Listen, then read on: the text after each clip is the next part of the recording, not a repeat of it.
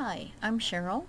Welcome to the Kansas City, Kansas Public Library's third video in the Zoom tutorial series. Today's video will show you what happens during a Zoom meeting, both from the host point of view and the participant point of view. I hope it won't be too confusing because I'm going to play both parts. Here we go. Alright, so if you're the one that is hosting the meeting, who scheduled the meeting, you would log into your account, go over here to the Meetings tab, and you will see all the meetings that you have scheduled. If it's one of your meetings, you have a button over here that says Start, and you can start the meeting early, before the time you have scheduled. As the host, you actually want to get there a little early and basically open the doors for people. So we're going to click Start. Sometimes you will see a file that you have to download and then start up. When you do that, the download file will be up in this little arrow here, and you would start it up and then it would open it. Mine just opened it automatically. Sometimes it happens one way and sometimes it happens the other, depending on your system. Now, you have an option to join with computer audio if you're on the computer. If you're on a phone call, you would be over here under phone call, and it would ask you what kind of audio you wanted to join with. Now, you have a button to test the speakers and the microphone if you are worried about that. I know mine works, so I'm just going to click Join with Computer Audio. Alright, so this is what it looks like when you join the meeting. Hi! You will see yourself at first, and then when other people join the meeting, you will see your picture get smaller and you will see other people's pictures join in. At the very bottom are all your settings. On the bottom left-hand side is a mute button. If you, let's say, have to talk to somebody in the room with you and you don't want to broadcast that to the entire meeting, you can hit that button before you talk and it won't broadcast your words. The next button is to stop the video stream so that the screen will go blank and they won't see what you're doing. Now, under the video, there's also a fun option. If you click on the little triangle next to the word video, one of the options is choose virtual background. That lets you put fun pictures behind you. If you set up a green screen or any solid color behind you, you will be able to project an image from your computer onto that, and you would choose a picture from your computer and it would look like you're in that picture. It's just a fun little option. A lot of people don't do it. Most people don't do it. Other things you have over here, if you're the host, you will see a button that says Security. And under Security you have a couple of options that other people don't have who are just participating. The first one is to lock the meeting. That prevents anybody else from joining the meeting. So let's say you want to start the meeting and you don't want people coming in after you've started. You would click Lock Meeting and nobody else would be able to join after you click that. Enable Waiting Room is a good one because that keeps people from joining the meeting until you approve them. This is a good thing because with the prevalence of Zoom meetings, if you don't enable the waiting room, sometimes people can just join and they do something called Zoom bombing, which is spouting off, let's say, problematic things that other people don't want to hear. So if you enable the waiting room, then you will have control over who joins and who doesn't. Share screen, chat, and rename themselves. These are things you're going to let the participants do. Share their computer screen, which you may or may not want to turn off depending on what the meeting is for. A chat is when the participants can talk to each other, can type to each other, either privately or to everybody, and rename themselves, which means they can give themselves a nickname that will appear on the screen instead of their actual name. The next button is the participants. Now, right now it says 1 because I'm the only one participating right now, but we're going to change that soon. And if you don't click on anything, eventually that little bar at the bottom will disappear. But to get it to come back, you just come down here. Now, if you click on the participants button, you will see a thing pop over to the side or up to the top with little boxes with the participants, the people who are actually in the meeting. Right now, there's only me. To get rid of this, you would click the little triangle and click the close button, and that will go away. Same thing with the chat. If I click on the word chat, it has a group chat, and this will be a scrolling list of all the things that people have typed to each other. At the bottom is where you type, and this little button that says everyone, if you click on that, you will see a list of all the people in the meeting, and you will be able to choose to send a private typed message just to that person that everybody else can't see. Now, if you're a participant, the host will be able to see that. It's only the other participants that can't see it. Private chats are not private from the host. Okay, and I'm going to click this little triangle to close this down. The next button is share screen.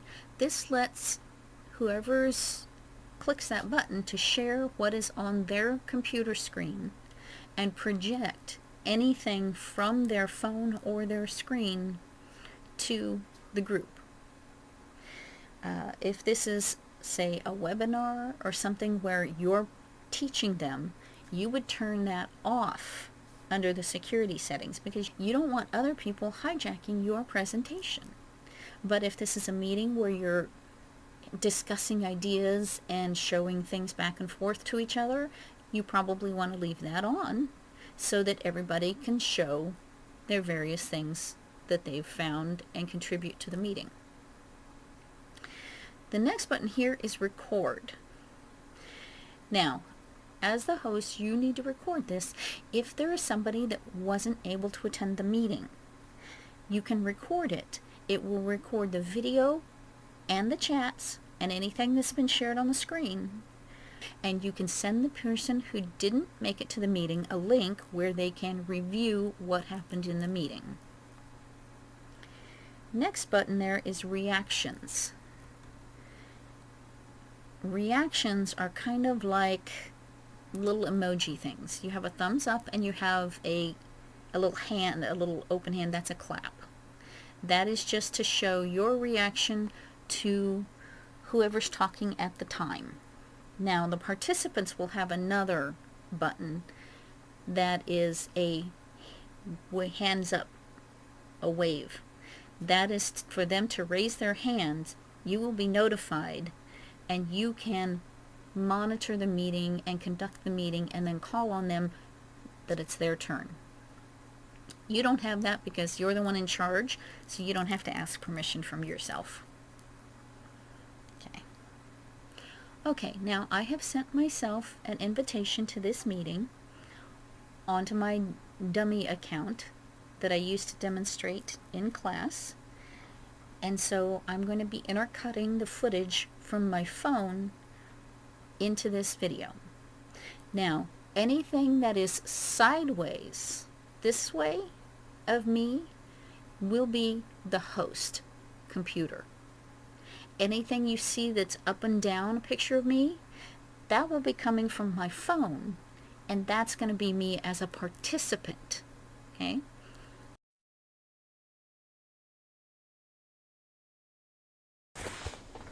I have been sent a link to the meeting in my email. I will click on the link or copy the link and paste it into my browser. You will now wait until the host lets you into the meeting if they have enabled the meeting room feature. Now, as the host, I will now see where it says somebody has entered the waiting room. You can either admit them right away if you know who that is, or if you don't recognize the name, you can see the waiting room, and if they're dialing in from their phone and you just see a telephone number, you can message them and ask them who they are. They can put in their name and you say, oh, that's such and such a person, and you can admit the person or remove them. I have just admitted them, and now they're connecting. My picture now goes small at the top, and I will see the video from the person in a larger box if they've got their video turned on.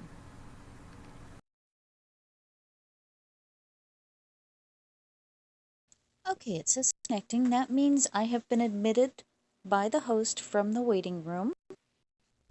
You will now see in the big picture the host picture. Normally the host would be sitting in this picture. However, I am currently on the phone as the participant, so I'm not in that box.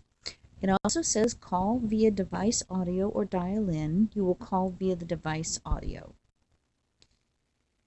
Now, you will see at the bottom there will be an audio button, there will be a video button, share, participants, and more, just like we saw on the host side. Now, if this list of buttons disappears, just tap your screen and they'll come back. You'll see the video is red. You want to tap that and turn it video on. You will now see that you are in the bottom right hand corner. That's you. And if you want to see you in a bigger box, tap your picture and you will now become the big box. When there are multiple people in the meeting, you will see them all along the bottom in a row of small boxes. And if you want to see someone bigger, you will tap them to make them bigger. So if you tap the screen, you will see the buttons at the bottom. You will also see 3 dots that says more. This is where you can raise your thumb or clap your hands with those 2 little pictures. That is how you show approval for the person who is talking. This is also where you can chat. And you have one option that the host does not have. You have the option to raise your hand. If you raise your hand, you will see a little hand symbol right here at the bottom. And it will raise the hand on the host. The host will be notified that you have raised your hand, and then they will be able to call on you and know that you want to ask a question where there's a minute, and then they will actually call on you to ask your question so that they can moderate the whole thing. Now, if you want to lower your hand, you can click the picture and then click more. Again, you can lower your hand, or your host can lower it from their participants tab, acknowledging that they saw you. Other things you have under that more button are to manage your settings in the video gallery and to show the participants. Those are you can play around with later. On the top, you have a camera picture with a little arrows in a circle. That's how you would switch from your selfie camera looking at you to the camera looking where you're looking, so that you can show the participants what you're looking at. If I do that, you'll see out my window. And I touch it again, get it back to looking at me. If you touch the zoom, you will see the information about the meeting and yourself. In the top right-hand corner, you will see the button to leave. That's how you leave the meeting when you're done with it. Okay, how it works during a meeting is that whoever is talking at that time, the software detects that and puts them in the big screen here. And whoever's not talking will be in the small boxes at the bottom. and you go back and forth, and this will happen automatically. And you talk back and forth, and you could maybe share your screen or pull something up on your computer, but normally you're just talking. And that's how the whole meeting goes. And then when you are done with the meeting, talking back and forth, you tap your picture and then click the button that says leave.